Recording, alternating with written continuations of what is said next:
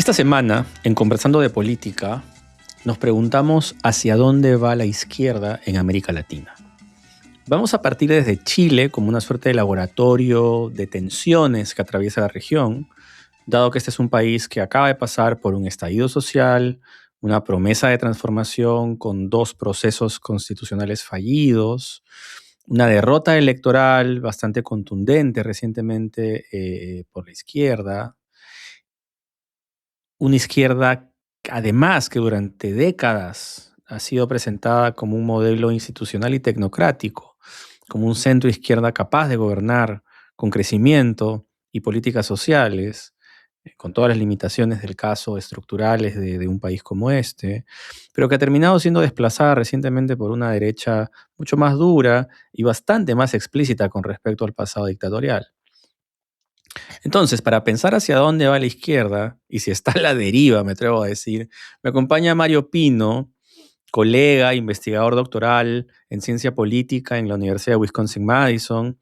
Él estudia instituciones y comportamiento político en América Latina y en Europa. Ha trabajado en temas de democracia en varias instituciones internacionales y también en el Senado chileno. Pero no solamente hablaremos de Chile, también hablaremos de la región. Y por eso Mario pone un diagnóstico estructural que vale la pena atender. Las izquierdas, dice él, tienen una dificultad muy grande para entender el capitalismo en su fase de desarrollo explosivo actual. Ese capitalismo explosivo que llama él, es decir, muy concentrado en términos de la riqueza, acelerado además y empujado por la tecnología, ha dejado a los estados operando con herramientas de otro tiempo. Se traduce en escenas además muy concretas, ¿no? Barrios donde el Estado aparece de manera intermitente, trabajadores de plataformas que sienten autonomía pero no necesariamente tienen certezas o seguridad social, eh, familias que no ven que el trabajo sirva para la movilidad social. Entonces hay todo un tema de desigualdad, pero además una sensación de intemperie y de qué hacemos con esta nueva fórmula del capitalismo que él llama explosivo que estamos viviendo y que hace que algunos se hagan muy ricos, pero hay otros que, digamos, viven bastante desprotegidos. Batallas que históricamente la izquierda además ha impulsado. Entonces, sobre este suelo, digamos, sobre este piso, se instala lo que Mario llama una izquierda vintage, ¿no? Una izquierda que sabe administrar y sabe diagnosticar muy bien, pero que sigue ofreciendo promesas del pasado para un mundo que ya cambió. La nostalgia como proyecto, ¿no? Y cuando la política, digamos, promete más de lo que puede cumplir, con indicadores, con programas sociales, y que el tiempo va pasando y que esas promesas no se cumplen, entonces la distancia entre la experiencia cotidiana y la política pública se agranda, ¿no? Y esto se ve principalmente con un tema que es fundamental, que es el miedo, la inseguridad, el crimen, la precariedad en la que viven muchas personas en América Latina. Entonces la vida se vuelve urgente y gana quien promete controlar la situación. Y eso es lo que está viviendo no solamente Chile, sino también Argentina, Ecuador, y qué decir, el paradigma de todo esto, El Salvador, ¿no? Una derecha que parece haber leído mejor el clima del presente. La conversación finalmente nos va a llevar a un punto que incomoda mucho a la izquierda y que Mario dice explícitamente que no le gusta abordar, que son los esqueletos en el closet, ¿no? Es decir, hoy día las tres dictaduras latinoamericanas, Venezuela, Nicaragua y Cuba, son de izquierda, ¿no? Sin embargo, no hay un corte claro con el pasado y eso hace que cualquier promesa de futuro quede bajo sospecha. Y en algunos países, además, como en el mío, como en Perú, viene además de esa izquierda dictatorial como amenaza, viene acompañado de un recuerdo sobre épocas de guerrilla y de terrorismo, ¿no? Entonces, en este cruce entre tecnología, miedo, política, aparece una discusión fundamental sobre la libertad. La derecha parece haberse apropiado de una forma de libertad bastante simple y efectiva, Y es que nadie te diga qué tienes que hacer, que el Estado no se meta, yo hago lo que me da la gana y esa es mi libertad. Así soluciono mis problemas. Pero en un mundo dominado por plataformas, mercados concentrados, esta promesa deja a muchas personas expuestas. Y la izquierda parece que no tiene respuesta para eso. Parece que ha perdido fuerza para defender su idea de libertad, ¿no? Entonces, ¿cuáles son las condiciones reales para elegir que podemos tener en este, vuelvo al punto de Mario, capitalismo explosivo? Entonces, esta es una conversación, digamos, exigente intelectualmente, pero además práctica. Entonces, vamos saltando entre lo abstracto y lo real de una manera que a mí me parece muy interesante en esta conversación, ¿no? Porque finalmente ofrece un diagnóstico amplio, con preguntas más que respuestas tal vez, sobre por qué las izquierdas están enfrentando cada vez más derrotas electorales en la región y por qué América Latina en general y América del Sur en particular parece pintarse hacia la derecha todo este año electoral.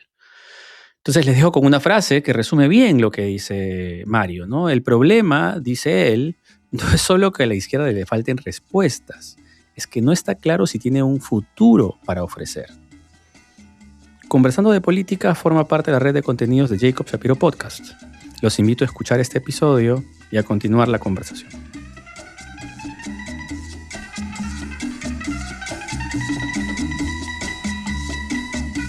Mario, bienvenido. Muchas gracias, un gusto estar acá. Hoy día vamos a hablar contigo de la izquierda en América Latina. Sin embargo, quisiera empezar con esa izquierda, además de la que tú puedes hablar más y mejor por experiencia propia, que es la izquierda chilena, y que acaba de ser derrotada por una derecha bastante tirada hacia el extremo, en el sentido de que es una derecha que no tiene remordimientos en recordar a Pinochet. Pero más a que hablar de la derecha, que ya además la abordé en un capítulo anterior cuando vimos por qué ganó Kast, quisiera más bien hablar de esa crisis de la izquierda.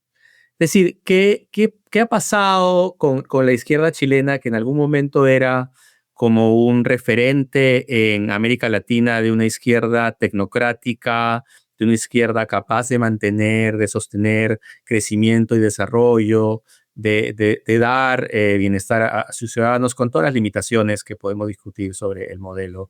Pero digamos, era una izquierda que era un referente. Y hoy día ha perdido... no sé si por goleada, porque igual la candidata de izquierda tuvo un porcentaje importante, pero ha perdido por una derecha que no se esperaba que gane de esa manera hace unos años. Todo esto para decir entonces, Mario, ¿qué está pasando con la izquierda en Chile? Bueno, quizás hay un primer elemento que es como la respuesta, ¿cómo decirlo? La respuesta corta y fácil.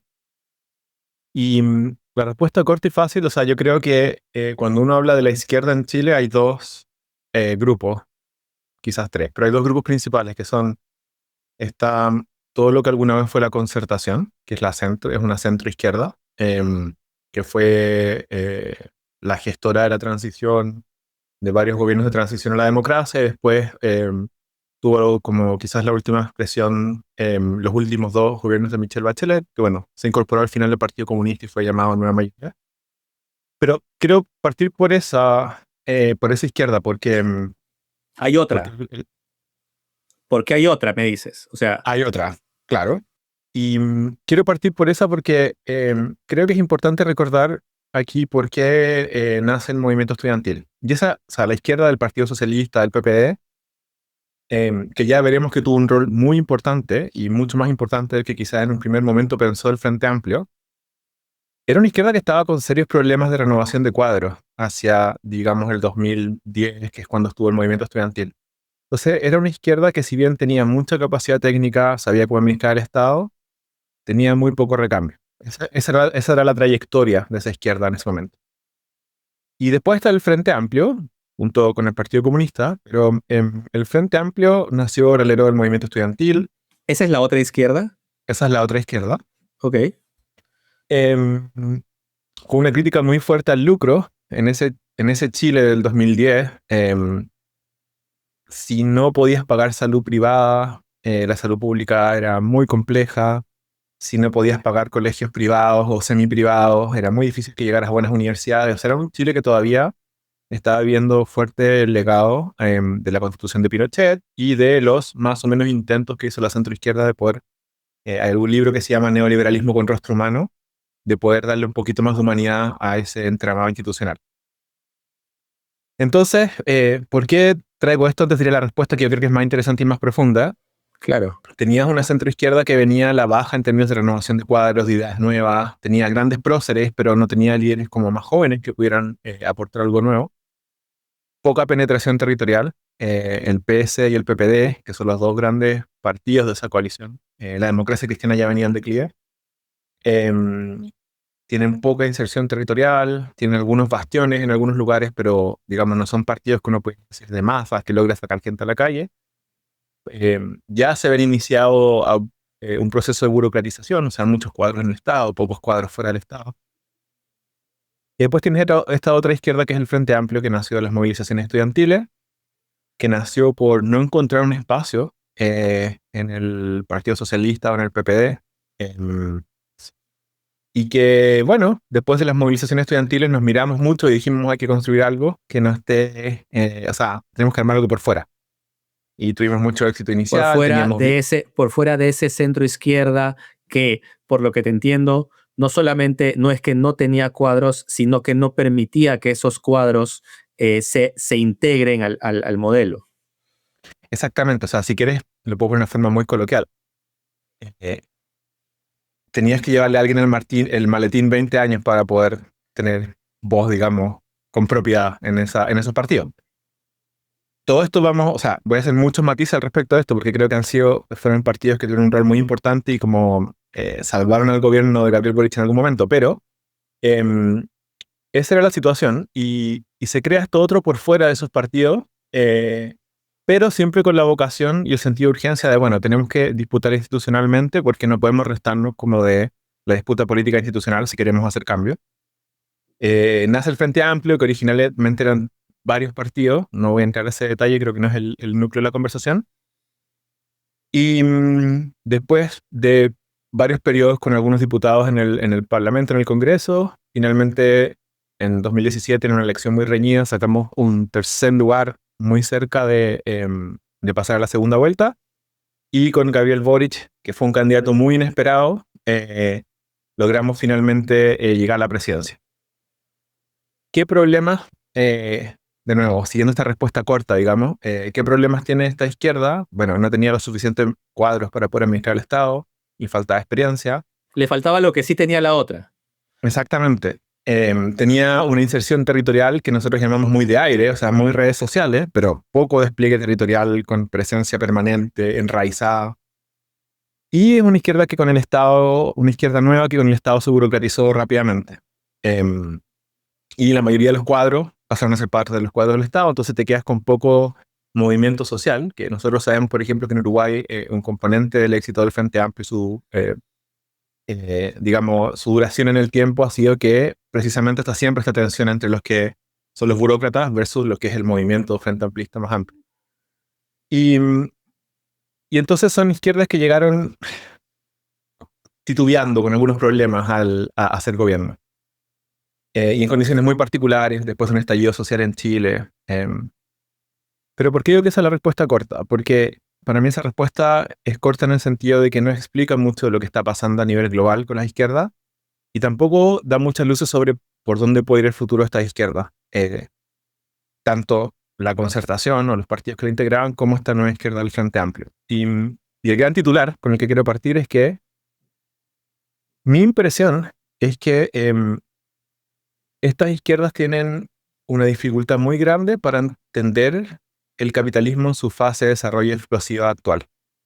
Ese para mí es el titular. O sea, es más, tú puedes ver que pareciera ser que los países que están logrando de alguna forma lidiar mejor con este capitalismo, que son China y Estados Unidos, por diferentes razones, no es azaroso que haya un problema con la democracia en esos proyectos. O sea, algo pasa que domar este toro del capitalismo explosivo pareciera ser que no fluye muy bien con la democracia.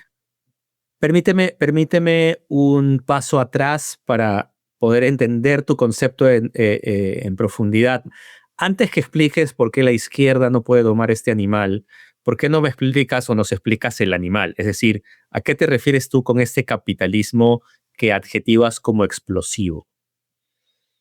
Dos rasgos principales. Hay un gráfico muy famoso, un libro del geógrafo David Harvey, que muestra cuál es el nivel de acumulación de activos del 1% más rico global. Entonces tú ves que durante el siglo XX, el primer, digamos, la primera punta de ese gráfico, de esa curva, se da justo antes de la Primera Guerra Mundial. Después disminuye un poco en el periodo entre guerras y tiene una segunda punta, un segundo peak, justo antes de la Segunda Guerra Mundial. Pero lo que es interesante es que, digamos, la forma de esa curva, bueno, es una curva, pero la pendiente, o sea, qué tan rápido es el ritmo de aceleración de esa acumulación de activos en el 1% más rico del mundo, es mucho más rápido en los 80. En los 90 se desacelera un poquito, pero desde el 2010 a la fecha es aún mucho más rápido. Em, ¿Y qué significa eso? Muchas cosas, como se sigue acumulando riqueza en el norte global versus el sur global. Dentro de los países, Europa lo hace mejor con la distribución, pero Estados Unidos, incluso en China mismo, el nivel de acumulación del 1% más rico o el número de multimillonarios o de billonarios está siendo cada vez más alto. Eh, la figura del Estado está teniendo cada vez menos herramientas para poder regular en general. La Unión Europea lo hace, digamos, a un alto costo de prestigio, de velocidad de desarrollo. Y por otra parte tiene un componente tecnológico muy avanzado. O sea, Ok. toda la intermediación que antes existía, no sé, por ejemplo, en el consumo de información. Antes uno leía un diario que te podía gustar o no, podía ser titulado o no, pero leías un diario que tenía un comité editorial, que tenía una serie de institucionalidad que funcionaba con la vocación de al menos servir como una especie de filtro de veracidad, de seriedad, etcétera. Lo mismo con las editoriales que publican libros, lo O mismo al con el menos acceso a la noticias. sociedad, o al menos la sociedad aceptaba que había ahí un conjunto de personas responsables por eso y que trabajaban más o menos bien, pero lo aceptaban, era legítimo sobre todo. Exactamente. Y ahora, una de las consecuencias del capitalismo en esta fase es que la relación con el mundo está muy poco mediada por instituciones. Tú te expones a lo que ves en TikTok, te expones a lo que ves en Instagram. Y si a eso le agregas el componente de inteligencia artificial, que no es mi idea demonizarla, solo quiero decir que es un componente extra de generación de fake news. Ahora podemos incluso como manipular videos. Entonces estamos en una fase del capitalismo en que hay una acumulación explosiva de capital en manos de muy poco, mucho más de lo que incluso conocimos en los 80, un desarrollo tecnológico muy desregulado y hay una especie de carrera armamentista no con armas, sino en el desarrollo de inteligencia artificial, con muy poca preocupación de cuáles pueden ser las consecuencias negativas e implicaciones de ese desarrollo a esa velocidad y una relación muy poco mediada de los ciudadanos con el resto del mundo en su conjunto. Entonces ya no veo CNN News o lo que sea, veo el canal de YouTube, el podcaster, el youtuber, que usualmente además está parte del centro, del círculo, dentro de la cosmovisión que yo tengo respecto de política, respecto a preferencia. Entonces, la consecuencia de esa relación directa además es una profunda fragmentación entre sectores de la sociedad que tienen muy pocos puntos de encuentro. Y en ese marco, entonces, ahora sí podemos aterrizar a la respuesta de las izquierdas, independientemente que seas más centro-izquierda o más una izquierda que te vayas más, no sé si al extremo, pero que digamos que estás más allá en el espectro, o algunas de extremo tal vez, nos dices, no son capaces de responder, atender a eso. ¿A qué te refieres tú con eso? Porque digamos, hay muchas miradas. Una es una casi ontológica, es, o sea, cuál es mi rol acá en este nuevo mundo, pero hay otras también mucho más específicas en materia de política pública, o sea, cuáles son las herramientas que yo tengo desde el Estado para poder atender este problema. Me imagino que es un poco de los dos, pero quiero saber cuál es tu enfoque. ¿Por qué estás diciendo que las izquierdas no son capaces de domar este animal además que está desbocado, que es el capitalismo que tú llamas explosivo? Primero un síntoma. Eh, el síntoma es el siguiente, como la carrera armamentística de la inteligencia artificial va muy, muy rápido. O sea, no sé, por ejemplo, yo uso ChatGPT y Cloud. O sea, más o menos cada 6 meses estamos viendo una nueva versión que supera con creces como la capacidad del modelo anterior. Em, y entonces hay muchas preguntas abiertas, preguntas en términos de seguridad, preguntas en términos de reemplazo de empleo. Hay un paquete gigante de preguntas de qué va a pasar los próximos 3 a 5 años con el desarrollo de inteligencia artificial. Y yo no conozco, puede que me esté equivocando, pero en general no conozco ninguna respuesta de algún intelectual, pensador, político de izquierda que haya podido dar una respuesta a algo más que sea a esto hay que ponerle freno o esto es terrible y yo no quiero como deberíamos frenar esto digamos como con todo el ímpetu posible. Pero digo esto es un síntoma porque, bueno, ¿cuál es entonces el mundo de 5, 10, 15, 30, 50 años más? ¿Cuál es la utopía que propone la izquierda bajo este desarrollo tecnológico? Yo al menos no lo he visto, o no lo he visto con claridad, o no lo he visto de una forma suficientemente persuasiva, digamos. Y ese síntoma para mí se traduce en muchas cosas. O sea, em, hay un antropólogo, sociólogo que trabaja mucho sobre Pablo Semán, que trabaja mucho sobre la conurbación del Gran Buenos Aires. Y él tiene un trabajo muy interesante en que va a preguntarle a la gente de sectores populares, bueno, ¿cuáles son tus expectativas? ¿Cómo te relacionas con el medio?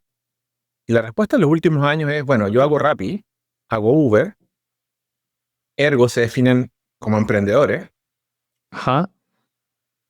personas que no tienen un capital de producción, personas que no tienen, o sea, que están usando su propio físico, su propio instrumentos de trabajo, o sea, digamos, bajo la definición técnica de lo que es un emprendedor, no son emprendedores, pero ellos se consiguen a sí mismos narrativamente como emprendedores.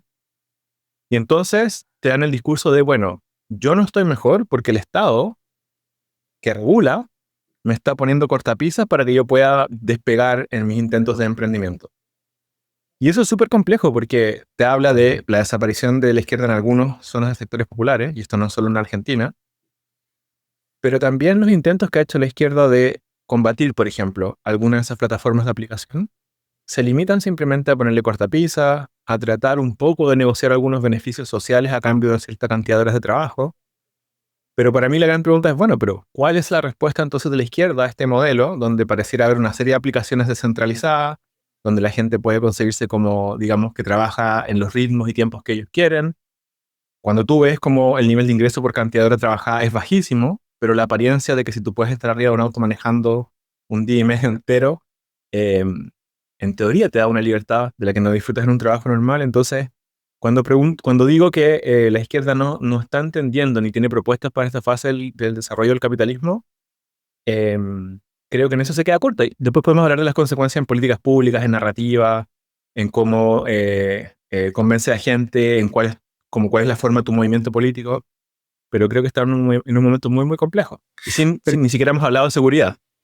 Permíteme agregar algo todavía en la línea en la que vas, que creo que poner el centro de la tecnología en este contexto del mundo en el que vivimos es fundamental, porque justamente esas son los tipos de respuestas y que, digamos, por otro lado, algunos dicen también, bueno, la respuesta es meterle más inteligencia artificial al Estado. Entonces, como que, ¿no? Es un poco morderse la cola. Pero quiero hacer énfasis en otra idea. Es una idea que a mí me llama la atención desde hace mucho tiempo, que es cómo la izquierda, las ideas que la izquierda históricamente ha defendido, este nuevo contexto que tú estás describiendo, incluso ha facilitado que las derechas, o incluso ni siquiera las derechas, si quieres llamarlo ideas neofeudales, tecnofeudales, que dicen algunos, estén empezando a emerger y que no me parece que sean una moda, sino que probablemente como ideas que estén ahí para quedarse y que en algún momento puedan volverse política pública. ¿De qué hablo en específico? Hablo de la idea de la renta universal básica, o de la renta básica universal. Hace mucho tiempo la izquierda ha propuesto que esa puede ser una idea posible, no sé si viable, pero al menos posible, y que el Estado debería dar una renta básica mínima a todos los ciudadanos, al menos a los más pobres y de ahí hacia arriba. Lo que está pasando con la nueva tecnología es que la inteligencia artificial en algún momento, y ahí también me sorprende que, que pocos realmente atiendan este problema, desde el punto de vista de economía, ante falta de trabajos, lo que va a disminuir rápidamente es el consumo. Entonces, la siguiente pregunta es cómo las empresas, de las grandes empresas, van a responder ante una economía que ya no se basa en ese ciclo que nos enseñan en economía 1.1. ahí hay dos respuestas que dan desde la derecha de los pensadores de la nueva del tecnofeudalismo. Por un lado, que ya en realidad estas empresas no dependen del consumo, sino que dependen de un mercado que se basa más en la especulación, que es el gran mercado de la bolsa. Y ahí también incluyes al Bitcoin y al cripto, y etc. Y por otro, es, bueno, si la gente tiene que consumir, entonces les daremos una renta para que consuman y así se moverá la economía en el futuro. Entonces, la idea de la renta básica, que era una idea de la izquierda, ha sido adoptada está siendo adoptada por estas nuevas tendencias de derecha que se están adaptando a este nuevo mundo que dices. Creo que hay otras más, hay otras ideas que me pasaría bastante tiempo describiendo, pero quería darte este ejemplo de no solamente bajo tu tesis, mi reacción sería, se basa en la incapacidad de la izquierda para reaccionar, sino en que las ideas que ya tenía, incluso esas las está perdiendo. Yo diría, o sea, dos grandes reacciones a eso. Por una parte, siempre tenemos que ser conscientes que nuestras ideas nacen en contextos históricos y materiales determinados, ¿no? La idea de la renta básica universal fue promovida o empezó a discutirse hace algunos años precisamente por la pérdida de dinamismo y pérdida de empleo, pero sin un componente todavía, hace 15 o 10 años, tan avanzado de inteligencia artificial. Pero, por ejemplo, en algunos estados europeos era la idea de que, bueno, si este país tiene una riqueza suficiente, es mejor poder darle a la gente una renta universal que tener personas que van a estar en condiciones, digamos, de vivir en la pobreza y un largo etcétera de consecuencias sociales que eso tiene. Ahora, eh, claro, llevamos 60 o 70 años donde el consumo es un eje central del mercado tal como lo conocemos. Desde el momento en que los trabajadores pudieron tener más horas libres y un salario más digno, digamos, el mismo mercado necesita de ese nivel de consumo que va sobre las necesidades de su... La gran discusión en su momento, en las primeras décadas del siglo XX, era, bueno, ¿por qué tendría que pagarle a un trabajador más de lo que necesita para su supervivencia mínima, digamos? Y es precisamente el consumo lo que permite, digamos, este flujo circular de la economía donde necesitamos producir más cosas precisamente porque hay gente que puede consumirla. Ahora, la otra parte de esta respuesta es que yo creo que eh, hay un concepto que, digamos, la izquierda ha perdido completamente, digamos, la posesión o la apropiación de ese concepto, que es la idea de libertad. ¿Por qué? Porque para la mayor parte de la derecha radical la libertad es algo así como la libertad desnuda, ¿no? O sea, yo hago lo que quiero, no hay un Estado que me regule, nadie, como lo conceptualiza la derecha para algunos, los impuestos son un robo, digamos, a mano armada, por quien ejerce en teoría el monopolio de la violencia, que es el Estado. Que es Entonces la más cercano libertad, a lo libertario, además, ¿no? exacto. Y por lo tanto, la libertad entonces es poder como, o sea, nadie tiene que venirme a decir a mí lo que yo tengo que hacer, ¿no? Pero hay otras formas de ver la libertad, por ejemplo, como autodeterminación, o sea, como tú puedes ser realmente el dueño de tu vida y de tus decisiones, y que es algo que yo creo que vamos a ver en los próximos años o décadas muy en entredicho, por diferentes razones. Em, si el tecnofeudalismo empieza a tener más fuerza, y yo lo veo, por ejemplo, mucho con Amazon en Estados Unidos. O sea, Amazon no solo está vendiéndote prácticamente todo lo que necesitas, no solo estamos viendo la desaparición de tiendas físicas, no solo estamos viendo una concentración horizontal y vertical de muchos mercados en un solo proveedor que es el que te vende, que además compra en condiciones abusivas a sus proveedores, pero Amazon hoy día te ofrece seguros para tu casa, para tu auto, te ofrece seguro médico, te ofrece préstamos, te ofrece cuentas, tarjetas de crédito. En Chile había una institución que se llama las pulperías, que es cuando tú trabajabas en la mina a finales del siglo XIX, vivías en un pueblo minero, digamos, en las montañas, un pueblo, no sé, 5.000, 10.000 personas. Entonces el dueño de la mina te pagaba tu salario en fichas que tú solamente podías usarlas en comprar en la tienda de la mina, que era el dueño de la mina. Entonces te daba un salario que tú podías comprar tus cosas, digamos, en la misma tienda. Y yo creo que si ese es el horizonte que vamos a experimentar, que tengo dudas de que así sea, pero si ese es el horizonte, bueno, la gran pregunta ahí ya no tiene que ver con si hago lo que yo quiero o no, sino voy a tener las condiciones básicas para poder ejercer mi libertad, voy a poder tener la opción de comprar en otro lado, voy a tener la opción de poder como, no solo elegir mi consumo, sino como que, que las decisiones básicas respecto a mi vida no estén ya predeterminadas por quién es el único ente que domina completamente el espacio de vida que yo tengo. Entonces, yo creo que esa es una de las complejidades, pero si puedo hacer ahora quizás la conexión con algo mucho más político concreto, en este punto, es bueno, ¿cuál es la posición política de las izquierdas hoy en día en ese contexto más abstracto, ¿no?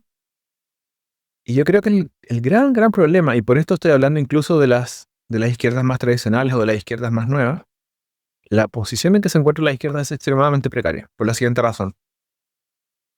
Pensemos en el gobierno de Boric. Durante 20, 30 años desde la transición criticaste las instituciones que habíamos desarrollado, que no se había avanzado lo suficiente en desarmar la constitución de Pinochet, que el nivel de, digamos, acumulación de la riqueza en Chile no se había reducido lo suficiente. Sí, usualmente se reconoce que la pobreza más extrema en Chile fue, o sea, ese es uno de los grandes logros de la concertación, la reducción de la pobreza extrema. Pero criticaste una democracia por ser insuficiente, porque no era lo suficientemente representativa de la población en general, y un largo, etcétera. El gobierno de Boric amarró su destino al resultado del primer proceso constituyente, Así que es. terminó con una constitución muy progresista, pero a mi juicio poco representativa del Chile en general. Era una constitución que era representativa de un momento muy particular, o sea, de una mayoría muy transitoria. Y No el era gobierno una amarró, constitución de todos para todos, evidentemente. exactamente. Y el gobierno amarró su destino, o sea, la mayor cantidad de sus proyectos de estrella dependían de que se aprobara esta constitución, y bueno, cuando esa constitución se rechaza, el gobierno queda en una posición muy compleja, primero, de tener que administrar simplemente los siguientes 3 años, porque eh, obviamente no iba a poder pasar sus proyectos de estrella, pero para mí más importante es como el espacio simbólico que le toca ocupar a ese gobierno, que es, te traíamos esta propuesta de futuro, entraríamos a arreglar una serie de problemas que tenía Chile, y en lo que me quedo ahora es, yo termino defendiendo ante embates de la derecha, yo termino defendiendo las instituciones democráticas que no nos gustaban en primer término y Claro. consideramos insuficientes. O sea, Me yo vuelvo el defiendo el status administrador quo. el administrador de eso que me quejaba. Y no solo el administrador, tengo que defender ese El status quo salvaguarda. porque tengo la amenaza de derechas radicales que están creciendo y que quieren arrasar con mucho más, digamos, que esas instituciones. Pero el gran problema de eso es que, digamos, perdiste cualquier capacidad de proponer algo hacia el futuro. Y segundo, toda tu rebeldía, energía y novedad terminan completamente agotadas en defender algo en lo que no creías completamente en primer término. Tengo dos ideas que se me vienen a la cabeza. Vamos a empezar por la primera, sobre algo que, en mi opinión, además tiene que ver con algo mucho más concreto, que en el proceso electoral también tiene que ver con todo este gran bagaje que nos has dado. Porque, y ahí déjame ser un poco abogado del diablo, yo creo que todo lo que nos dices tiene lógica, y a mí además me encanta esa comparación muy abstracta. Pues si tú me preguntas, el elector, al final de cuentas, ¿por qué termina diciendo la izquierda no y abrazando otras alternativas? Yo creo que hay cosas muy concretas que tienen que ver, además, en el centro, en Chile y en América Latina, con el incremento del crimen. Podemos discutir hasta qué punto todo lo que hemos dicho antes se conecta con el incremento del crimen, pero quiero vincularlo además con una cuestión que tú acabas de mencionar, que es el de la libertad. Uno de los argumentos que tiene los defensores de la mano dura contra el crimen, y acá quiero hacer una salvaguarda, yo creo que hay que ser firme contra el crimen, pero el concepto de mano dura tiene una connotación de atentar contra ciertos derechos y hacer una mano dura indiscriminada e incluso que llega a ser abusiva. Entonces, entendiendo eso como mano dura, yo creo que lo que muchos defienden, además en la línea de la libertad que acabas de decir, es, oye, yo hoy día, si hay crimen en la calle, no soy libre. No soy libre porque yo no puedo salir de mi casa sin que me roben, para empezar. Pero no solo eso. Mi hija de 10 años se tiene que quedar en mi casa metida y tengo que invertir más en cuidarla, porque si sale en la esquina puede recibir un abuso. Y así sucesivamente puedo seguir dándote ejemplos. Entonces, cuando uno viene y dice, bueno, yo voy a usar esa mano dura para arrasar con toda esta lacra criminal, para devolverte esa libertad que ya habías perdido.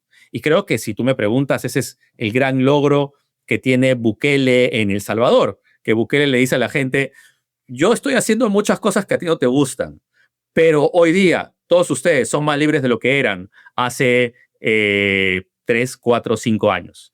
Entonces, ¿por qué no aterrizamos un poco? Luego quiero regresar a la discusión sobre la tecnocracia y la política y los retos del futuro. ¿Por qué no aterrizamos un poco? Porque yo creo que ese ingrediente, además, no solamente aplica en Chile, está aplicando junto con todas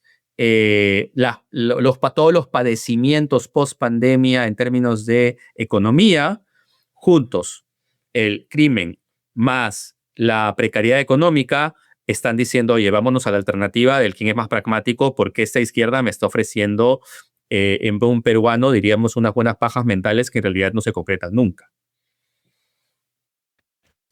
Primero está lo que no hay que hacer. Lo que no hay que hacer desde la izquierda es, esto no fue algo que hiciera el gobierno, pero alguna gente que tiene alguna influencia en medio, en Chile decía, bueno, pero si uno ve las cifras de criminalidad en Chile, no de percepción de la criminalidad, sino ve las cifras de criminalidad, todavía es el país o entre los 2 o 3 países más seguros de la región. O sea, han subido un poco, pero esto es mucho más fruto de que los medios de comunicación muestran crímenes todo el día, al menos en el caso de Chile. Eso fue un poco una discusión al inicio del gobierno. Aquí puedo hablar en primera persona, porque yo vengo de un barrio que en Chile es el barrio, yo diría, que más ha cambiado el último tiempo por migración y por criminalidad, que es Estación Central. Estación Central es un barrio que era el barrio donde, o sea, mis abuelos, por parte de mis dos padres, migraron del campo a la ciudad en la década del 30, 40, 50.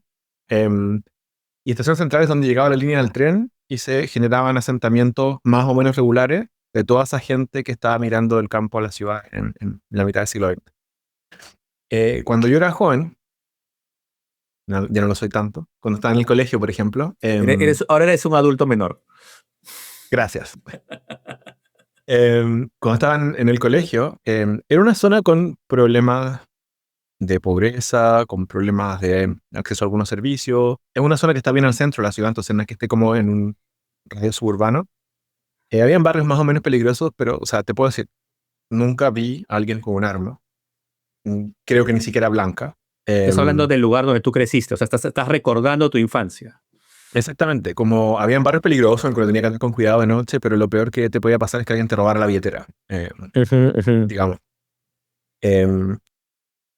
Y esto conecta, o sea, creo que de lo que estamos hablando ahora no es el núcleo de migración, pero ese barrio tuvo un influjo de migración principalmente venezolana, colombiana y un poco haitiana muy fuerte en las últimas 2 décadas.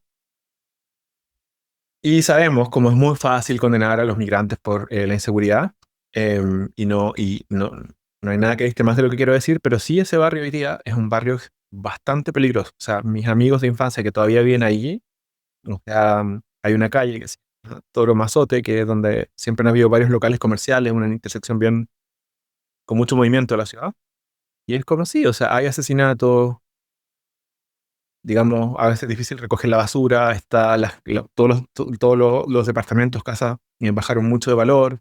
Claramente los servicios públicos, incluso las calles, no van a abasto para la densidad de población que llegó a vivir ahí. Esto está acompañado más con un alcalde de derecha que desregularizó ciertas construcciones en altura. Entonces se crearon unos edificios gigantescos para los cuales no había suficiente transporte público, las calles no eran anchas, los alcantarillados no daban abasto. Entonces ahora es una zona muy, muy complicada de la ciudad.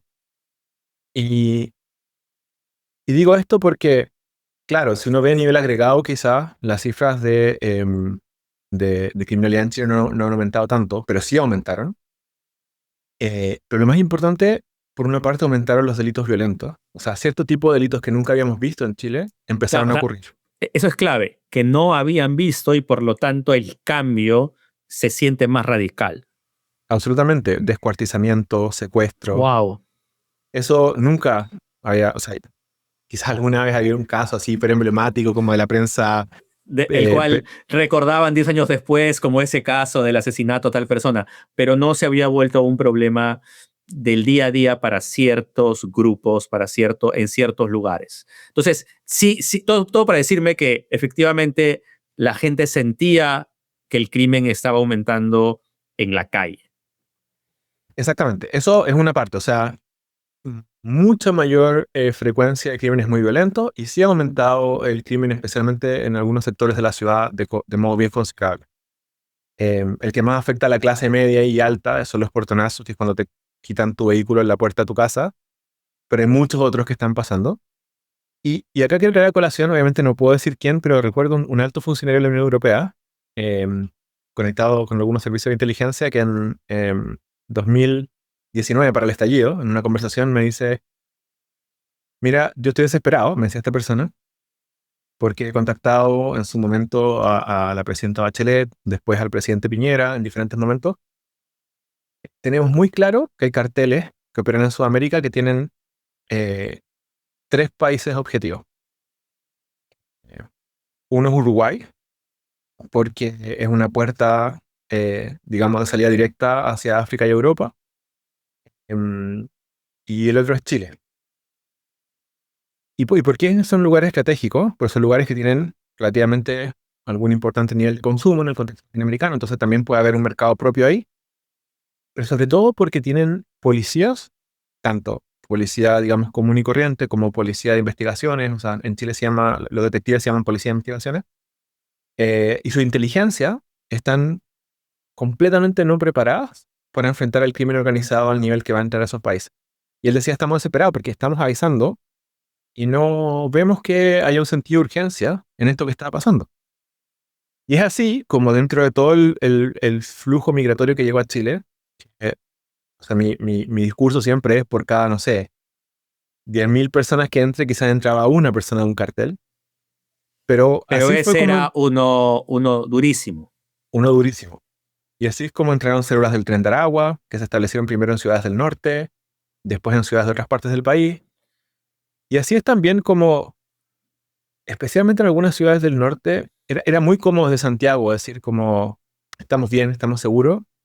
Pero en el norte también se empezaron a ver, en el borde, en el límite con Perú y Bolivia, se empezaron a ver cosas, crímenes y otras cosas que eran muy nuevas. Entonces, todo esto, para partir diciendo, es real y es algo que al inicio se le trató de bajar el perfil a la gravedad que Y tenía. cuando dices se le trató de bajar el perfil, ¿tú dirías particularmente el gobierno de izquierda?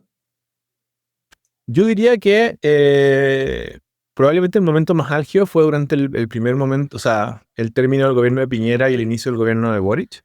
Ajá. Yo creo que, no sé respecto a bajar el perfil, pero no se le tomó la importancia en un periodo más largo que el gobierno de Boric. Algunos alertaron más, otros menos, pero yo creo que es un periodo más largo.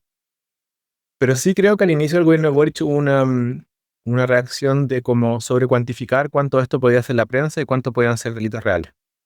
Ah, Antes de irme a algunos detalles, sí creo que hacia el final del gobierno de Boric se logró hacer bastante. O sea, no solo porque se creó un Ministerio de Seguridad, pero se le ha tratado de poner mucha energía a la persecución mucho más como quirúrgica, especialmente del narcotráfico, pero claramente todavía es insuficiente. ¿Y por qué te digo todo esto? Porque lo que tú dices es real. O sea, la gente en Chile vive con una sensación de inseguridad gigante.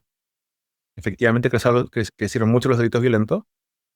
Y creo que algunas respuestas que se han ensayado de la izquierda son insuficientes. Son insuficientes porque eh, como solo con mejor convivencia, solo con una pequeña mayor presencia del Estado en esos lugares, no se va a acabar el narcotráfico. Por otra parte, ha sido muy discutido en Chile, y esto es algo que es muy importante decir.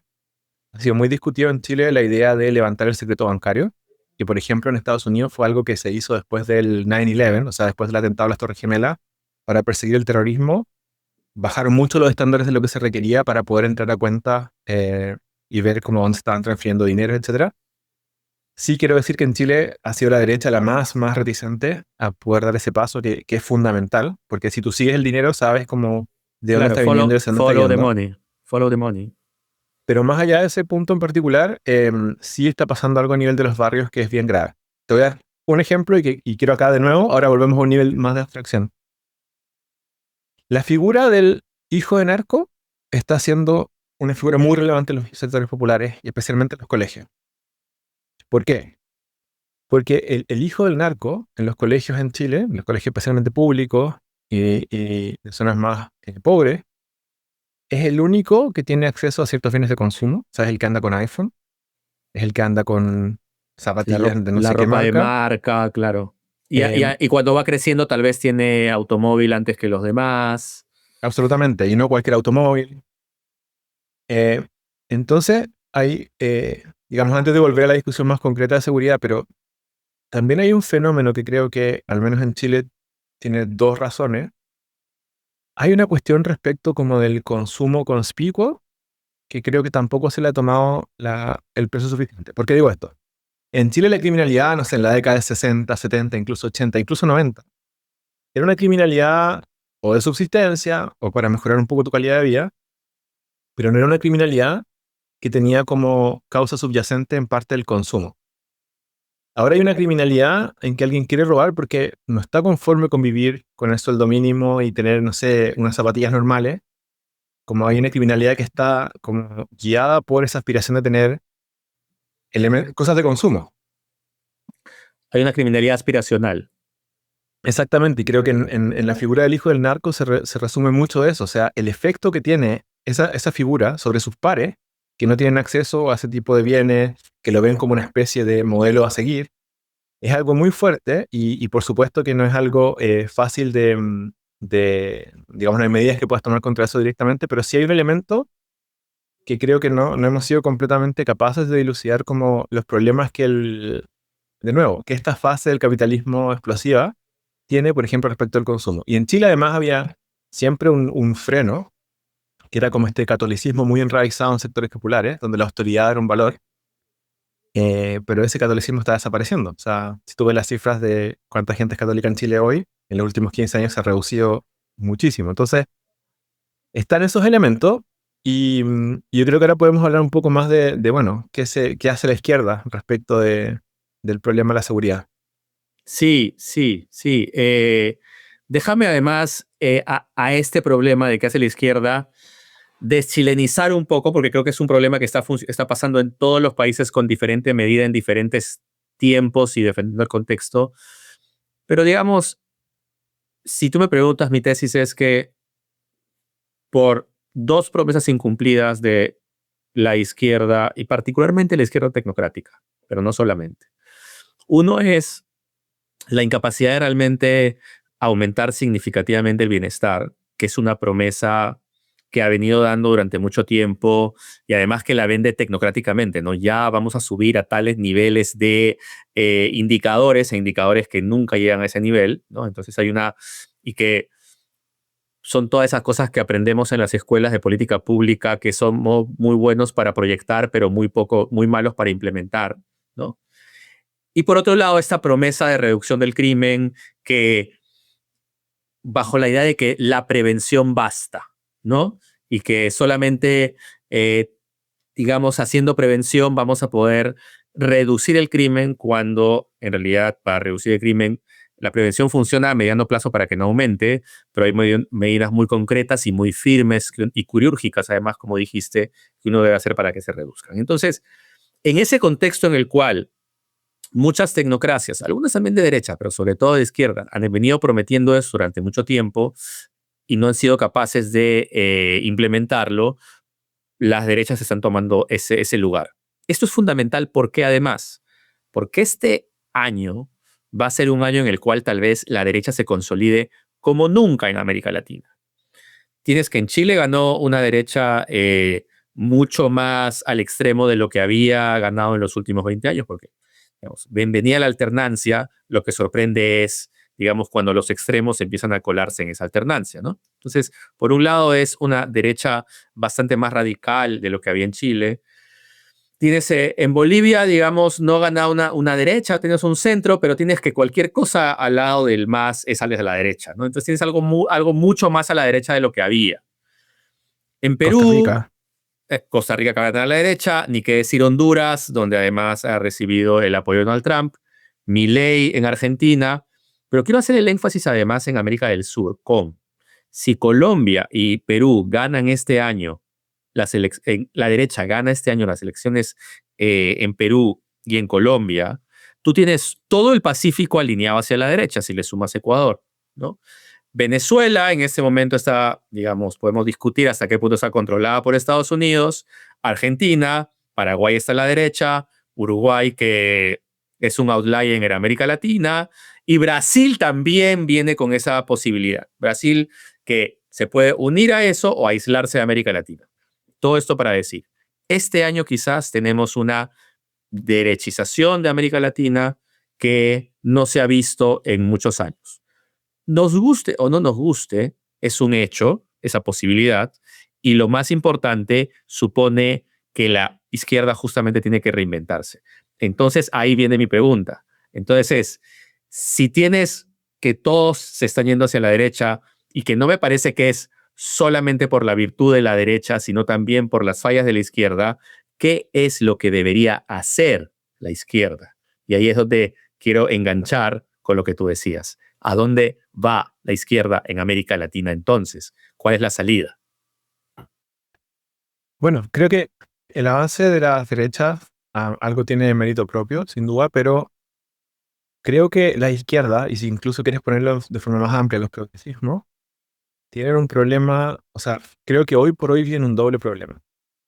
Viene un problema de implementación, o sea, sus políticas públicas se quedaron cortas, y a veces se quedaron cortas incluso en cosas que han sido banderas del último tiempo. Por ejemplo, en Chile hay un programa que trató de implementar este gobierno y que donde lo implementó creo que es una gran cosa, que es una política nacional de cuidado. O sea, eh, los cuidados son una cuestión bien compleja. En América Latina muchas veces ves a abuelos mayores siendo cuidados por otros abuelos.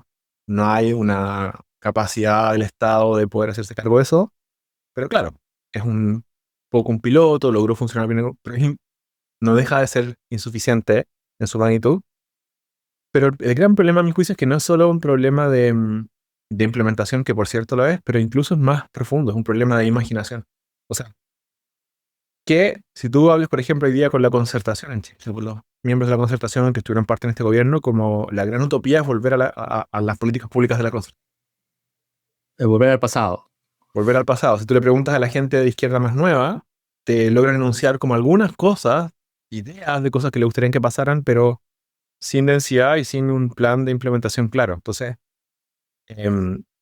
la derrota que está sufriendo el progresismo a nivel latinoamericano, o sea, global, creo, pero a nivel latinoamericano, es que ni siquiera está la capacidad de poder imaginar soluciones más efectivas que después se bajen con un plan de implementación serio, pero ni siquiera eso está. Entonces, de nuevo, como la gran fantasía es volver a lo que, o sea, la gran fantasía de la centroizquierda en Chile es volver a lo que fue Chile en los 90 o los 2000, y eso es problemático porque no quiero desmerecer esos años, pero claramente el mundo no es el mismo. Aplicar la misma receta no funcionaría. Incluso si tú piensas en gente como Pedro Sánchez en España, por ejemplo. Yo me saco el sombrero de lo que ha hecho Pedro Sánchez, creo que es un bastión de resistencia global, pero de nuevo, es mucho de volver al gran PSOE que existía hace, no sé, 30, 40 años, y eso también tiene un techo. Entonces yo partiría con esa, como hay un serio problema de orientación de futuro y de poder adaptar como el ideario de izquierda y la caja de herramientas de políticas públicas a los problemas que estamos enfrentando hoy. No hace 20, no hace 15, no hace 30 años. Quisiera agregar a eso, en términos de la imaginación, el gran problema de la idea de regulación como la conocíamos. Porque bajo esta lógica de capitalismo explosivo del que hablas, eso viene acompañado de empresas transnacionales que trabajan, como las redes sociales, con empresas de tecnología que están en nuestras manos, que todos estamos utilizando y que muchos países son incapaces de regular. O sea, pienso en que solamente un grande como Brasil fue capaz de enfrentarse a un X, solo la Unión Europea es capaz de enfrentarse a un X con Elon Musk, además aliado con el gobierno de los Estados Unidos en algún momento. Pero pienso pues en países más pequeños, en Perú, en Chile, en Uruguay, cuál es su capacidad de regular.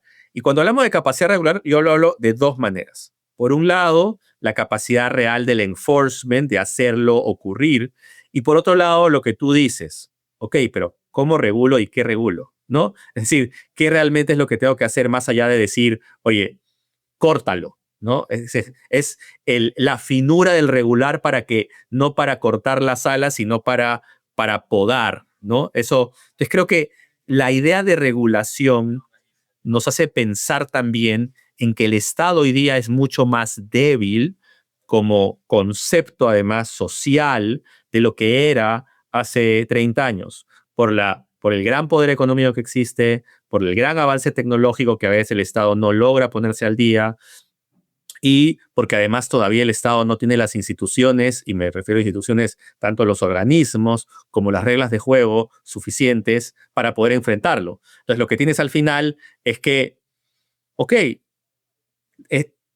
que trabajen nomás aquí, y tiene que ver con lo que estás diciendo, con esta idea del emprendimiento, que además es parte de una ideología, ¿no? Que es que todos podemos ser dueños de nuestro trabajo, ¿no?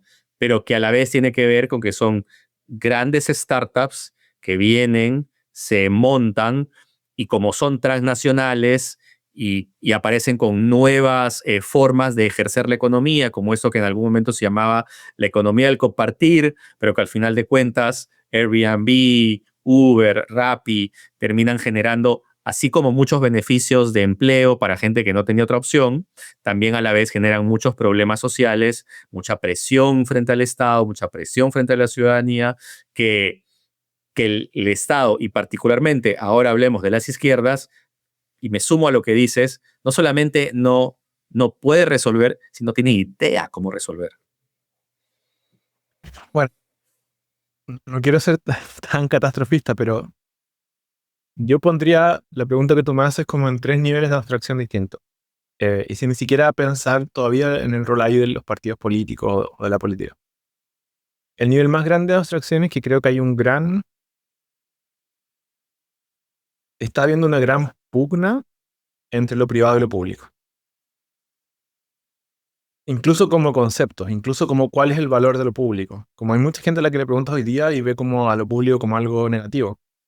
Cuando en el siglo XX en Latinoamérica, con todas sus limitaciones, no sé, la educación pública en Chile nos dio 2 premios Nobel. O sea, quiero decir, como yo fui a una universidad pública, que vamos a discutir cuán pública era, pero fui a una universidad pública. O sea, con todas las limitaciones e imperfecciones de lo público, cumplió un rol muy importante en nuestras sociedades. Quiero citar acá a una cosa que dijo Pedro Sánchez en una cumbre que hubo de presidentes en Chile, donde estaba una especie de cumbre de presidentes progresistas con Yamandu Orsi de Uruguay, donde estaba Gabriel Boric, estaba Luis Ignacio Lula da Silva, estaba Pedro Sánchez y Gustavo Petro. Y Pedro Sánchez, en su presentación inicial, digamos, habló mucho de como la conexión de lo público con la idea de fraternidad. O sea, si no hay nada público, es muy difícil que consigamos vivir juntos. Entonces tienes esa tensión grande, público-privado. Después, un nivel menos de abstracción, tienes el problema del Estado. O sea, de nuevo, en esta izquierda vintage que quiere volver siempre al pasado, em, Ese va a ser mi pensamos, titular, ¿ah? Ese va a ser mi titular. sí, hay un problema muy grande de, mira, que se me va a poner un poco más abstracto en este punto particular, pero como sociedad estamos viviendo un problema de lo vintage, o de la nostalgia, o de, o de degenerar nuestras ideas de futuro en casi folclore. ¿A qué me refiero? Como no logramos tener ideas de futuro, como no logramos imaginarnos desde el progresismo a la izquierda como mundos posibles que tengan alguna viabilidad, todo nuestro ideario es nostalgia y todo nuestro ideario se torna vintage. O sea, nos encantaría volver a los 60, nos encantaría volver como a las grandes sociales democracias, qué sé yo. Pero déjame Pero que me ponga además existencial. O sea, creo que con el incremento de la tecnología, esa es una tendencia que estamos viendo en la izquierda, pero que digamos hasta yo mismo la vivo. O sea, yo me estoy empezando a comprar vinilos y estoy empezando a comprarme relojes analógicos, porque siento que ya ante la explosión de lo digital es el pasado el que nos regresa a la humanidad, porque cuando pensamos en el futuro solamente pensamos en robots controlándonos. Entonces, o sea, si bien creo que tu diagnóstico de la falta de imaginación no solamente es válido, sino que lo acompaño, a la vez me queda la sensación que ese diagnóstico de el buscar lo vintage, el volver al pasado, es casi, está sembrado en nuestra necesidad de encontrar humanidad donde no había. Ahora, ¿esto justifica que alguien que quiera gobernar un país se quede ahí? No. Tal vez yo comprando mis vinilos sí, pero no un partido que quiere gobernar una sociedad hacia el futuro. Sí, o sea, es un clima de época. Es un clima de época. Y es un clima de época que tiene dos vertientes políticas. Una vertiente es como, de nuevo, la incapacidad del progresismo de, más allá de titulares, como ver hacia dónde vamos a orientar nuestras fuerzas políticas hacia el futuro. Por ejemplo, a mí me encanta el diseño y el diseño industrial particularmente. Y, no sé, piensa en los autos. Eh, los autos hoy día que tratan de hacer algo más innovador son todos revival de cosas que hicieron los 60, 50, 60, 70. No hay algo así como que tú digas, y tú ves hoy día 10 autos en un semáforo y son todos iguales. No hay algo que tú digas como, acá hay una decisión de diseño de ir hacia el futuro, de ofrecernos a nosotros una alternativa de futuro. No, las alternativas que tenemos de cosas lindas son todas medias vintage. Pero ese es otro tema, no me quiero desviar. Pero, Pero y entonces, en la derecha, el titular aquí era, tenemos una izquierda vintage. exactamente. Y por otro lado, no vine acá a hablar de las derechas, pero si tú piensas en las derechas, también hay un fenómeno parecido. O sea, ¿cuál es el ejercicio, digamos, que está haciendo la derecha más radical? Te dice, eh, yo te ofrezco una alternativa de futuro, pero ese futuro es volver a un pasado que, y acá está el truco, digamos, que nunca existió. O sea, por ejemplo, todo lo que vimos en Estados Unidos sobre esta onda de las trade wife, ¿no? Estas mujeres que tratan de volver a tener un rol tradicional de familia. También son cosas, o incluso cómo se visten algunos personeros de la extrema derecha. También son reminiscencias vintage, solo que ellos les están dando un horizonte de futuro como que por fin vamos a ser libres. Si quieres, una recomendación para el público de esto, hay un libro precioso de una profesora de literatura de Harvard que falleció. Ella era de la Unión Soviética originalmente. Es de Trana Boym, que se llama The Future of Nostalgia. Y ella dice ahí que la nostalgia es una cosa compleja, porque se compone de dos cosas, del nostos, del nosotros, y de la algia, que es como esta especie de añoranza del futuro, del pasado. Entonces él dice que la nostalgia linda es cuando la algia es más que el nosto, ¿no? Recordamos la infancia, recordamos el pasado y nos encanta, nos sentimos bien. Pero ella ve, y ya hace 15 años que salió este libro y hablaba de las extremas derechas, decía que ella ve que ahora el nostos está por sobre la algia. Entonces se circunscribe muy cerradamente qué es el que somos nosotros, a partir de una lectura bien tendenciosa de lo que pasó en algún momento histórico, y ponemos eso como horizonte futuro. Entonces, digo esto exclusivamente para decir que tanto en la izquierda como en la derecha hay un clima de época de nostalgia por la falta de futuro. Pero ahí déjame hacer la distinción que en esas líneas, tal vez ya yendo al votante y tratando nuevamente de aterrizar en ese votante que está optando por uno u otro, sí siente que hay un pragmatismo en la derecha que la izquierda no está ejerciendo. Es decir, ambos están ofreciendo, están volcándose hacia utopías que son reminiscencias del pasado, pero se siente que en uno esa utopía es gaseosa, impracticable, difícil, toma mucho tiempo, mientras que la otra es una que te dice, no, yo mañana voto a todos, yo mañana encarcelo a todos, yo mañana pongo aranceles. Entonces, pum, pum, pum. ¿Qué quiere decir? Esto si queremos seguir hablando del tiempo, que si bien te estás buscando un pasado que fue mejor, estás actuando en una temporalidad muy inmediata, ¿no? Y no estás pensando en ese proceso que durante mucho tiempo fue vendido y que hasta hoy día seguimos esperando. Sí, también hay una cosa de cómo hay momentos históricos en que tus ideas fluyen o vuelan con viento de cola o no. Yo creo que vivimos ahora en una época en que las ideas de derecha vuelan con viento de cola. O sea, la resistencia a la migración, dejar que las fuerzas, digamos, del mercado como que exploten para que nos traigan mayor tecnología. Entonces, también creo que hay una cuestión de época en que hace que esas utopías retronostálgicas en la derecha tengan mayor rendimiento. Pero antes de que nos salgamos de esto, quisiera volver yo hablaba de 3 niveles. De Entonces, 3 niveles, sí. claro, está lo privado y público en crisis. O sea, esa distinción, y especialmente lo público está en crisis. Y ya hay como una especie como de desdén hacia lo público. Después eso tiene otro siguiente punto, que es el Estado. El Estado está en crisis. O sea, el Estado-nación está en crisis como la capacidad de ejercer soberanía en tu territorio. Eh, la Unión Europea logra ponerle algún tipo de límites a ciertos fenómenos, pero es porque, digamos, es una macrozona compuesta de varios países, pero hay un problema al Estado. En Chile se ha discutido por 20, 30 años una reforma profunda del Estado y sigue ahí estando en los planes de todos, pero nadie la hace. Unos porque quieren que a través de esa reforma se destruya el Estado básicamente o se limite a lo mínimo. Otros porque creen o porque carecen de las herramientas para pensar un Estado que cumpla más funciones y sea más eficiente. Y después, el tercer nivel, más aún como son 3 subcategorías, ¿no? Público-privado, la crisis del Estado y después el significado de la regulación hoy en día. Es complejo. La inercia del Estado es lo que se conoce en derecho como el estado de la luz roja, ¿no? Decirte no. No es que quiero hacer este proyecto, no. Quiero emprender acá, no.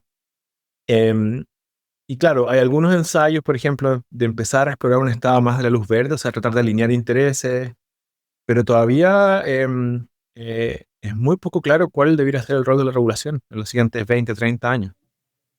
Y eso nos lleva también a la pregunta de cómo el Estado se convierte legítimo en estos tiempos, ¿no? Se vuelve legítimo en estos tiempos. Porque lo que además siento es que en esta repetición de promesas incumplidas que yo estoy tratando, digamos, de también proponer en toda esta conversación como uno de los asuntos fundamentales de la izquierda, como en decadencia, me atrevo a decir, esperemos en resurgimiento también, porque es necesario tener izquierdas y derechas fuertes.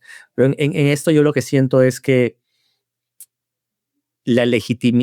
mientras la izquierda vende un Estado cada vez más grande, la gente ha dejado de creer en el Estado como solución. Y ahí volvemos a tu punto inicial, ¿no? O sea, yo confío más en mí mismo con mi carro al costado manejando 12 horas que en tu promesa de que me vas a resolver la vida en algún día, ¿no? Entonces, y siguiendo esta línea de las promesas, la gran promesa es defendamos este Estado y si es más grande, no lo podemos recortar. Pero en la calle la gente no, yo no necesito ese Estado que tú me estás ofreciendo para yo salir adelante. Yo necesito trabajar un montón porque así es, todo el día tengo que trabajar. Y lo que es más grave, hay un conjunto de personas que dicen, no solamente necesito trabajar un montón, necesito delinquir un montón. O sea, ya me salgo de todas estas reglas y estos acuerdos y juego completamente fuera de eso, y que tiene que ver con el incremento del crimen, que además tiene que ver con el incremento de las economías ilegales, que son economías que están completamente fuera de las normas y que son la propuesta que están entregando como alternativa a muchos jóvenes en esta sociedad que estás planteando, capitalista, explosiva y de hiperconsumo, porque ese mundo fuera del Estado, el Estado entendido no solamente además como organización regulatoria, sino el Estado entendido como ese espacio también que trata de albergarnos a todos, es a través de las normas, es salgámonos de acá y estas cosas llamadas reglas, leyes, normas, no nos sirven lo suficiente para lucrar. Entonces, quiero terminar, digamos, con una pregunta más vinculada a ¿qué le toca hacer a la izquierda entonces para salir de esta dinámica en la cual parece que se estuviese mordiendo la cola, si es que nuestro diagnóstico es medianamente correcto? Sí, quizá una frase que quisiera dejar, para mí un poco el gran problema del Estado es que el Estado es como un refrigerador. Tú de un refrigerador idealmente no quieres enterarte nunca. O sea, va a estar ahí funcionando, enfriando tu comida y tú no te vas a dar cuenta nunca. Pero si falla, va a ser un gran problema.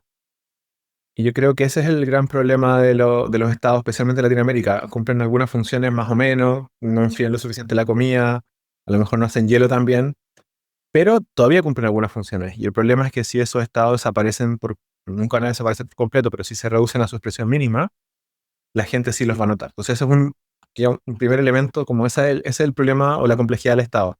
Eh, si funciona, más o menos, digamos, no se nota. Pero cuando ya deja de estar completamente, sí se nota o cuando se reduce mucho. Em, ¿Qué le toca a la izquierda? Yo creo que yo siempre he creído que la intelectualidad por la intelectualidad no tiene mucho sentido. La intelectualidad que a mí me gusta trata de leer la realidad y tratar de procesarla y ofrecer como conceptos, herramientas para poder diagnosticarla mejor.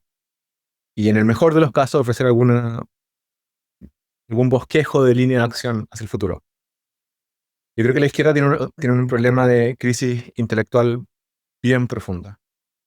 Por muchas razones. Em, por, porque se les super burocratizaron sus cuadros en algunos lugares. Em, Porque en otro, no sé, el problema del Frente Amplio en Chile, por ejemplo, es que nos volvimos muy buenos en ganar elecciones. Pero si tú comparas lo bueno que nos volvimos en ganar elecciones versus como la densidad de nuestro pensamiento, eh, hay una asimetría. De nuevo, hay razones históricas, éramos jóvenes, lo que tú quieras, pero es una asimetría. Entonces, primero hay un problema de intelectualidad, o sea, creo que a la izquierda en Chile, pero quizás en Latinoamérica les va a hacer súper bien estar fuera del poder. Porque es el único momento en que puedes pensar. Y pensar no en qué distrito electoral tienes que ir a ganar la siguiente elección, no. Plantearse la idea es grande, o sea, cuál va a ser el proyecto, cómo vamos a afirmar y crear un movimiento político, etc. Pero primero creo que hay un vacío de ideas y de ideas que no son la siguiente campaña electoral. Son ideas grandes, como hacia dónde vamos a llevar el Estado, qué va a ser la regulación, cómo vamos a dinamizar la economía bajo principios progresistas. Y creo que ahí hay un descampado, o sea, no hay mucho hoy en día. Pero déjame hacer una consulta sobre eso, que creo que es un tema que no hemos tocado y que es muy importante, sobre todo en el contexto latinoamericano. Tal vez lo hemos sugerido, pero no lo hemos profundizado. Y es que a la vez esa izquierda intelectual, muchas veces una izquierda de centro, más al centro, es una izquierda desconectada de los grupos populares.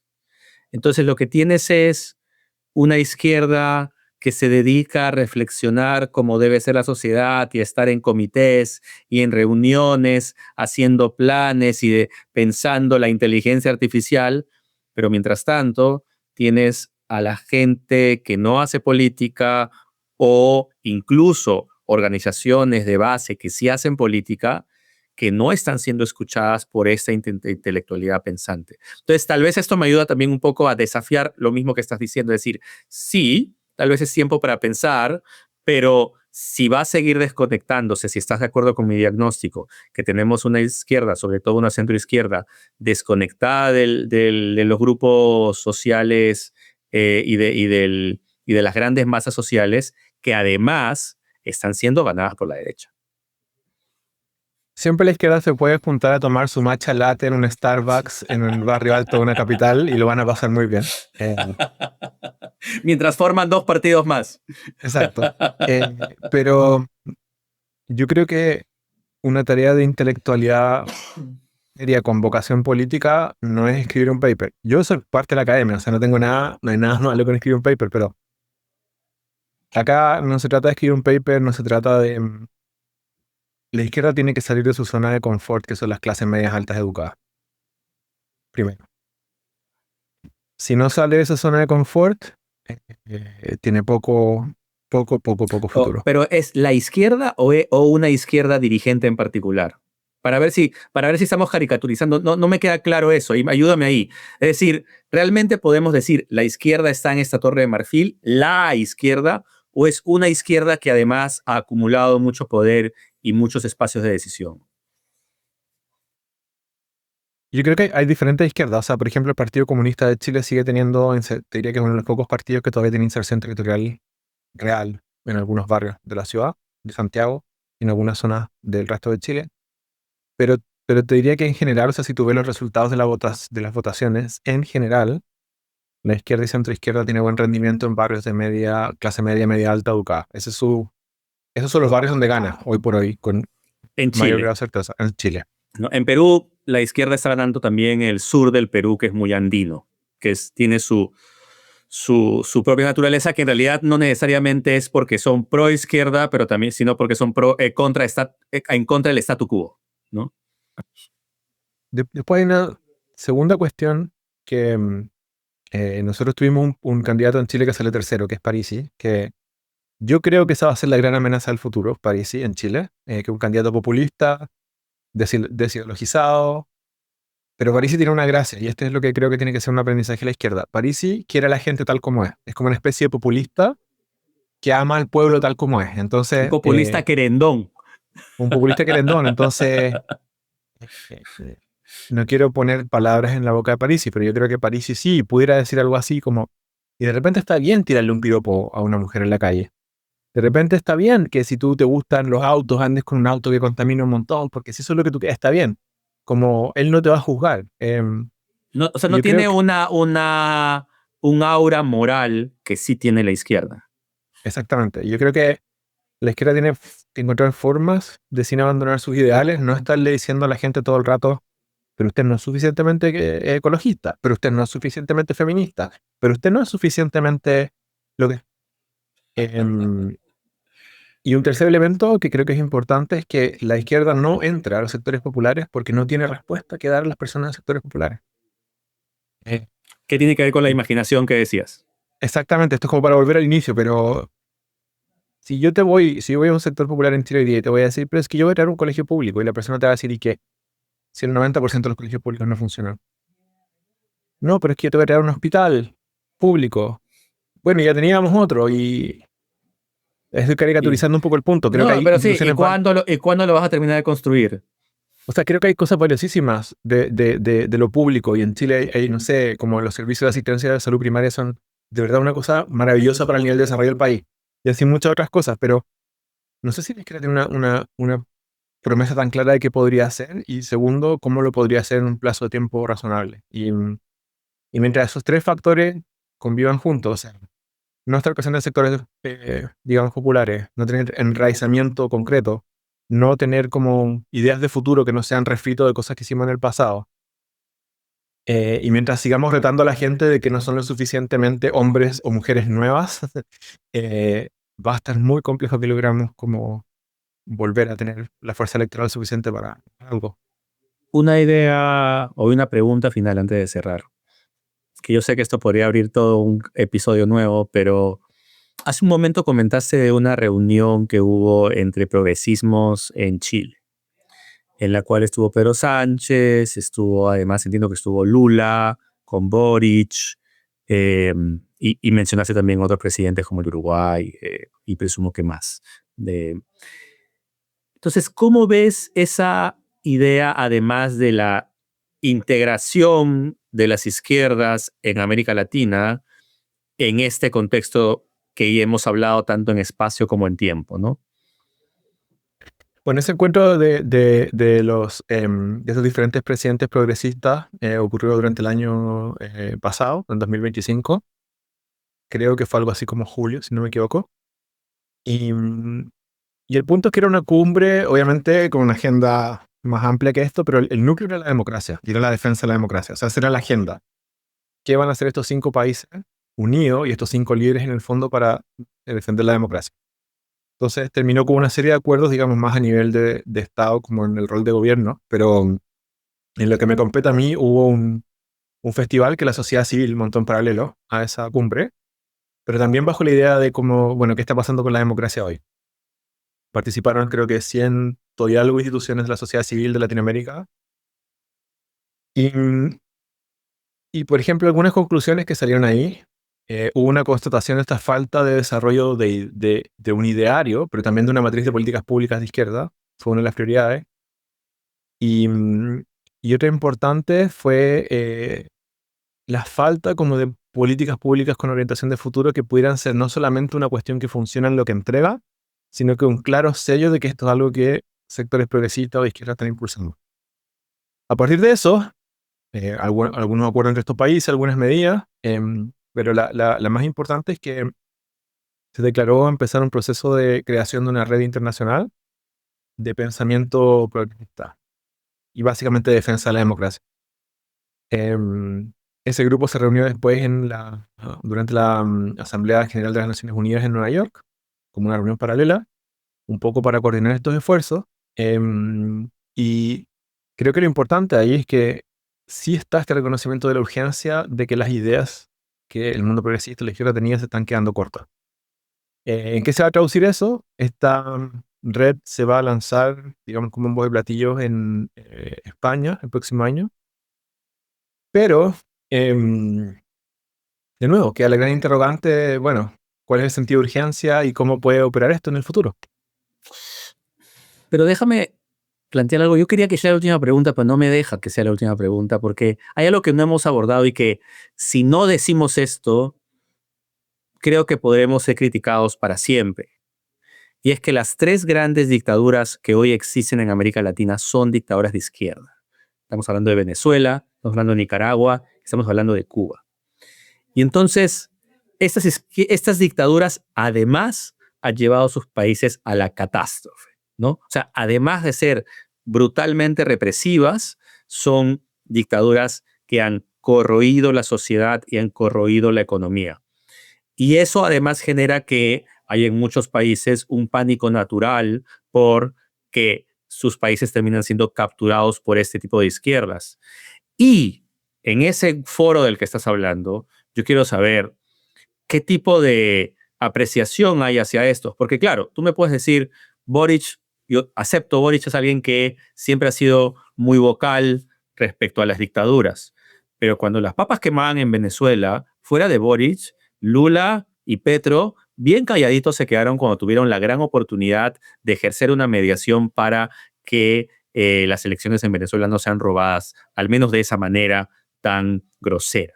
Entonces, creo que merecemos, y los oyentes merecen, que demos algunas opiniones respecto a esa izquierda dictatorial que es la que hoy día se ve en América Latina, porque si bien ha habido muchas dictaduras de derecha muy represivas y militares además, hoy día no es lo que prima en la región en términos de dictaduras con todas sus letras. Primero una pequeña historia muy corta personal. Resulta que, bueno, yo estoy haciendo mi doctorado en ciencia política y una de mis mejores amigas es rusa. Y es una persona muy, muy progresista, digamos, bajo los estándares, no sé, latinoamericanos o incluso de Europa Occidental. Pero ella está estudiando las consecuencias de los Gulag, consecuencias económicas y de desarrollo al día de hoy. Y solo de hablar con ella, he caído en un proceso muy fuerte de reflexión como de precisamente como cuáles son los esqueletos en el closet que carga la izquierda como simplemente por ser izquierda, ¿no? Y obviamente yo sabía la historia de la Unión Soviética, del estalinismo, pero conocer a alguien cuya familia fue víctima de eso, donde hay historias como de carne y hueso, es fuerte, o sea, no es menor. Obviamente yo creo que hay un uso muy maniqueo de la derecha sobre los casos de esas tres dictaduras hoy en día, pero más allá de eso, creo que efectivamente la izquierda se ha quedado corta en...